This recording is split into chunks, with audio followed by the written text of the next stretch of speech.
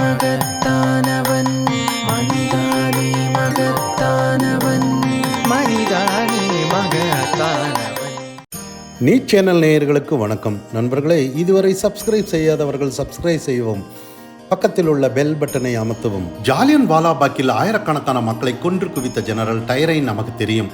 இந்திய வரலாற்றில் மறக்க முடியாத அந்த ஜாலியன் வாலாபாக் கோர சம்பவம் 15 நிமிடங்களுக்குள் நடந்தேறியது. 1000 பேருக்கு மேலான மக்கள் ஜெனரல் டயர் என்பவரால் கொன்று குவிக்கப்பட்டனர். 2000 பேருக்கும் அதிகமானோர் குற்றுயிரும் கொலை உயிருமாக துடித்துக் கொண்டு இருந்தனர். ஒவ்வொரு துப்பாக்கி வீரனும் 33 ரவுண்டு சுட்டு இருந்தான். மொத்தம் 1650 ரவுண்டு சுடப்பட்டது. செத்து விழுந்த உடல்கள் இரத்த வெள்ளத்தில் மிதந்தன. தப்பி பிழைத்தவர்கள் நடக்க முடியாமல் வீதியில் விழுந்து கிடந்தனர். என்னை மதிக்காத இந்தியர்கள் நான் அளித்த தண்டனை இது. ஒரு இராணுவ அதிகாரியாக இந்த செயலுக்காக நான் சந்தோஷம் அடைகிறேன். என்னிடம் இன்னும் அதிக ஆயுதங்கள் இருந்திருந்தால் அதிக நேரம் சுட்டிருப்பேன் என்று வெளிப்படையாக தெரிவித்தான் ஜெனரல் டயர். இங்கிலாந்தில் இருந்து வெளியாகும் மார்னிங் போஸ்ட் என்ற பத்திரிகையில் ஜெனரல் டயரை வெற்றி நாயகன் என்று பாராட்டி எழுதியது. ஜாலியன் வாலாபாக் படுகொலை இந்தியாவை உலுக்கியது.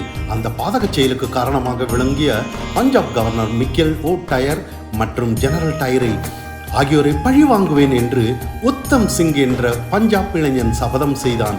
சொன்னபடியே சரியாக 21 ஆண்டுகள் காத்திருந்து இங்கிலாந்தில் எச்சில் தட்டு கழுவி கூலி வேலை செய்து கிடைத்த பணத்தில் துப்பாக்கி வாங்கி 1940ஆம் ஆண்டு மார்ச் 13ஆம் தேதி கவர்னர் ஓ டயரை சுட்டு தள்ளினார் உத்தம் சிங்.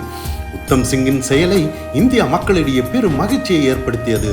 ஆனால் இங்கு சிலர் பைத்தியக்காரத்தனமான செயல் என்று கூறி அறிக்கை வெளியிட்டார்கள். நண்பர்களே, இங்கு ஒரு சிலர் உத்தம் சிங்கின் செயலை கண்டித்து ஜெனரல் டயர் மனைவிக்கு ஆறுதல் தெரிவித்து தீர்மானம் இயற்ற வைத்தனர்.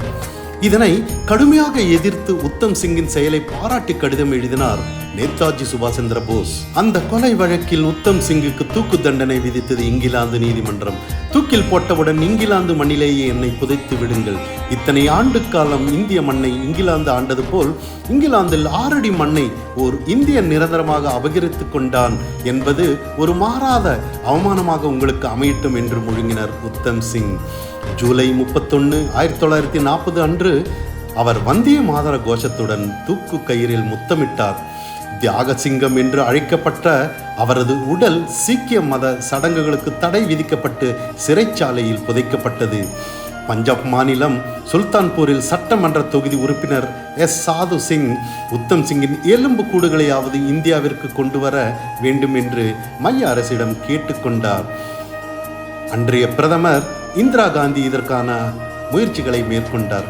35 ஆண்டுகளுக்கு பிறகு 1975ஆம் ஆண்டு இங்கிலாந்து அரசு உத்தம் சிங் புதைக்கப்பட்ட இடத்தை மீண்டும் தோண்டி மிச்சம் மீதி எலும்புக்கூடுகளை பொறுக்கி கூட்டி இந்தியாவிற்கு அனுப்பியது.